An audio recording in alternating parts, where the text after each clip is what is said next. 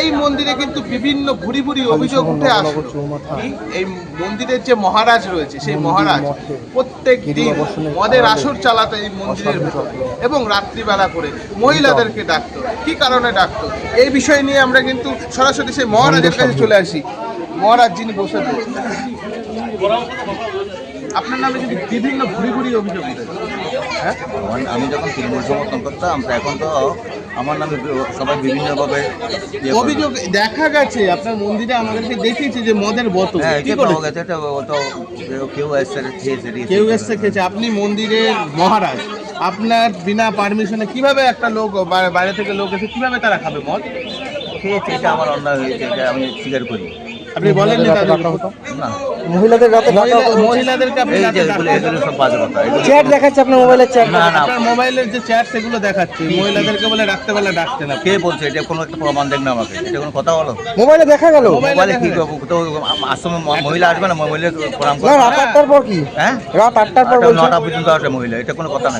তো রাত্রি 9টার পরে তারা বলছে তারা এসে কোনো সমাধানের জন্য, আপনি বলে তাকে আরো রাত্রে ডেকেছে। সম্ভব না, আমি করে এইসব এরকম তো অভিযোগ এরকম বলছে। সম্পত্তি হাতে নেওয়ার কথা বলছে, সম্পত্তি হাতে নেওয়ার কথা বলছে, আর্মস নিয়ে গেছেন আপনি। বাজে কথা এগুলি শুনেন, ওরা ভাই বোনের সম্পর্ক, আমার ভাই লাগে এটা। তাহলে এত মানুষ মিথ্যে কথা বলছে? ভাই লাগে, কিন্তু এত মানুষ মিথ্যে কথা পার্টি বলছে। যখন বদলে গেছে এখন অনেকে অনেক কথা কিন্তু বলছে। সে জানাচ্ছে যে আপনি সম্পত্তি তাদেরকে যদি সম্পত্তি না দেন তাহলে তার বিধায়ক, এই তৃণমূলের বিধায়ক এবং চেয়ারম্যান কিন্তু হাতে আছে, এমনটা অভিযোগ বলছেন তাদের। এগুলো এখন বলছে। আপনি কোথায় এমনি থাকতেন কোথায় বাড়ি? এইখানে হ্যাঁ, এর আগে আপনার বাড়ি বসবাস কোথায় ছিল? আমি তো আশ্রমে, আমার আশ্রমে শোনা গেছে আপনি বাংলাদেশ থেকে বাংলাদেশ 2000 সালে এসেছি। 2000 সালে এরকম কার্যকলাপ চালাতেন, এরকম পুরো অভিযোগ বাংলাদেশ থেকে না, শুনতে পারলেন সেই মহারাজের থেকে। সেই মহারাজের নয় বিভিন্ন ভুরি ভুরি অভিযোগ, কিন্তু মহারাজ কিন্তু ক্যামেরার সামনে কিন্তু তিনি পুরোপুরি অস্বীকার করে দেয় ঘটনাটি। এই মহারাজ তিনি কিন্তু মহিলাদেরকে রাত্রে ডাকতো। কি কারণে ডাকতো এবং মদের বোতল সেগুলোও কিন্তু পাওয়া গেছে এই মহারাজের ঘরের ভেতর থেকে। এই মন্দির দেখতেই পাচ্ছেন যে মন্দির এবং মঠ, সেই মঠে কিন্তু এরকম কার্যকলাপ চালিয়েছে। কি বললেন, কি করেছেন? বাচ্চা মেয়েকে নোংরামি করেছে। একটা বাচ্চা মেয়েকে প্রথম এই বাউন্ডারি রোডের মেয়ে, আর মেয়েদের 10 বছর আগে দেখানোর নাম করে হাত ধরে নিয়ে মেয়েদের হাত ধরে হাত দেখি বাবা তোমার দেখি মা উনি বলছে করতে না, উনি বলছে করতে না, উনি এইসব করতেন। এইসব করতো উনি। ওনার নামে পোস্টার, লিঙ্গ বাবা পোস্টার পড়েছিল এই বাউন্ডারি রোডে। কি করেছিল? বাচ্চা মেয়েকে রেপ করেছিল উনি, সিলোদানি করেছিল। উনি এখনো জেলের বাইরে কেন? তখন দল ক্ষমতায়, এমএলএ আর চেয়ারম্যানের দল ক্ষমতায় তৃণমূল, কিন্তু পার্টি ছত্রছায়া ছিল। কিন্তু উনি তো ক্যামেরার সামনে বলছে এইসব বিষয় পুরো মিথ্যে, উনি এসব করতেন না। উনি জানে এখনো সেই মেয়েটির বিয়ে। তাহলে এই কাজ করতেন এই যে এত লোক বলছে আপনার নামে অভিযোগ করছে। কথা বলবো না, বাড়িতে না বলে ছেলে মেয়ে জেলে যাবে। সত্যি সাধু? রাত্রির 12টা একটার সময় দাঁড়িয়ে অরবিন্দ সেবক সংঘ ক্লাবের সবাই মেম্বাররা তোমার নামে পোস্টার ফেলেছিল লিঙ্গ বাবা বলে। ভণ্ডামি না, বাজে কথা বলবে না, তুমি এক কোটি দাঁড়িয়ে পুরো এই এলাকার পরিবেশ নষ্ট করে দিয়েছে একদম পুরো সাধু। বাড়িতে না ছেড়ে ফেলে দেবো বলছি। গেরুয়া পোশাক খোল, গামছা পরে বেরিয়ে যা, এর ইজ্জত নষ্ট করে ফেলেছিস। যে বেরোবে কোথায়? জেলে যাবে। ইজ্জত নষ্ট করে ফেলেছিস গেরুয়ার। না, রাত 12টার সময় ক্যাফে করো মেঘে সাধু। আমরা তখন কিছু বলতে পারিনি। আর মেয়েদের 10 বছর আগে দেখানোর নাম করে সেই মেয়েটি নিয়ে মেয়েদের হাত ধরে হাত দেখি বাবা তোমার দেখি মা এরকম করতো? উনি বলছে করতো না এসব, সামনে বলছে। আপনি এইসব করতেন? ওনার নামে পোস্টার, লিঙ্গ বাবা পোস্টার পড়েছিল এই বাউন্ডারি রোডে। কি করেছিল? বাচ্চা মেয়েকে রেপ করেছিল উনি, সিলোদানি করেছিল। উনি এখনো জেলের বাইরে কেন? তখন দল ক্ষমতায় তৃণমূল কিন্তু করতে পারে মিলিত ছিল, পার্টি ছত্রছায়া ছিল। কিন্তু উনি তো ক্যামেরার সামনে বলছে এইসব বিষয় পুরো মিথ্যে। মিথ্যে নয়, উনি জানে এখনো সেই মেয়েটির বিয়ে হয়ে গেছে। করতেন এই যে এত লোক বলছে, এসব করতেন। বাচ্চা মেয়ে, বাজে কথা বলবো না, দাড়ি কেটে বলে ছেড়ে বলে আসল সত্যি সাধু। বাচ্চা মেয়ে, তোমার নামে আছে। হালিশহর চৌমাথায় এক আশ্রমের মধ্যে দুর্নীতির অভিযোগ সামনে এসছে। এলাকাবাসীরা গেরুয়া বাসন খুলে দিয়েছে, বলছে ভণ্ড সাধু। পুলিশ নিয়ে গেছে মদের বোতল, বিভিন্ন অশ্লীল অসামাজিক কার্যকলাপ চলতো ওই আশ্রমে কি ওই আশ্রমে। ওই আশ্রমটা সম্পর্কে অনেক অভিযোগ আসছে। আমি তো ওইখানে বাড়ি, আমার বাড়িটাও ওখানে, ফলে স্বাভাবিকভাবে এই অঞ্চলের মানুষ, আশ্রম মানে আমরা সেখানে একটা তো আমাদের শ্রদ্ধার জায়গা, মানুষ যাবে সেখানে বসবে, পুজো করবে, তপস্যা করবে, ধ্যান করবে, মনটাকে একটু শান্ত করবে। কিন্তু ওই সাধু আসলে সাধু নয়, সাধুর মেঘধারী শয়তান। তো তার কাণ্ড তো আমরা বহুদিন ধরেই জানি, এমনকি ইলেকশনের আগে আমাদের কাছে খবর ছিল, আমরা পারফেক্ট পাইনি বলে ধরতে পারিনি যে ওখানে ইলিগাল আর্মস আছে এবং বোম মজুদ হয়েছিল ওই আশ্রমের সাধুর মদতে। সাধু এরকম সাধু নয় অ্যাকচুয়ালি, কোনো ভণ্ড, ভেগধারী ভণ্ড। তো যাই হোক, তাকে তো শুনলাম আজকে এলাকার মানুষ ধরেছে এবং ভিতর থেকে মদের বোতল পাওয়া গেছে এবং আরো কিছু কিছু বোধহয় বলেছে, কারণ এরা একেবারে এই আগের বিধায়কের সুপন্থী কমলি নাম বলেছে। এদের মদতেই তো সবটা হতো। সুবোধ অধিকারী, কমল অধিকারীর মদতে ওই আশ্রমটাকে ব্যবহার করা হতো ওদের ইলিগাল কাজকর্মের জন্য। এমনকি আমাদের কাছে এটাও খবর আছে, যখন ওদের ওখানে সিবিআই রেড হয়েছিল, ওর টাকা প্রথমে ওই আশ্রমে লুকানো ছিল।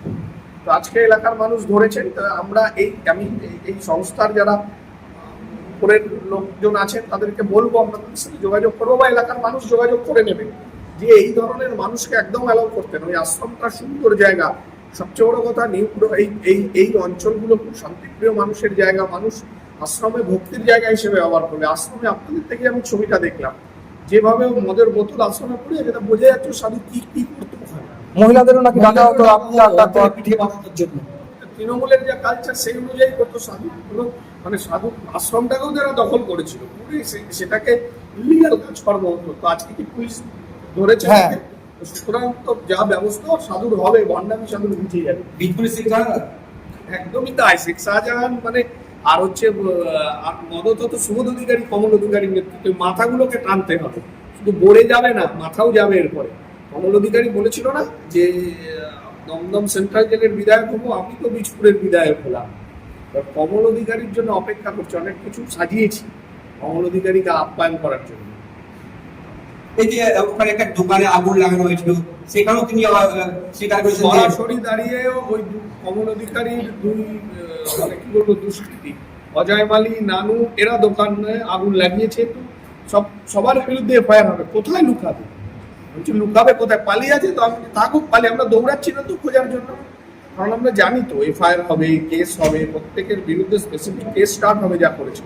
কোথায় লুকায় আমরা দেখছি। একটা শিশু নির্যাতনের অভিযোগ উঠেছে সন্ন্যাসীর বিরুদ্ধে, সেই সময় কিন্তু পুলিশ কোনো ব্যবস্থা নেয়নি। পুলিশের তখন ক্ষমতা ছিল, পুলিশ তো তখন কি ছিল দলদাস, আপনারা সবাই জানেন। সেই পুলিশকে আমরা ঠিক করবো এবং লাইনে নিয়ে আসবো।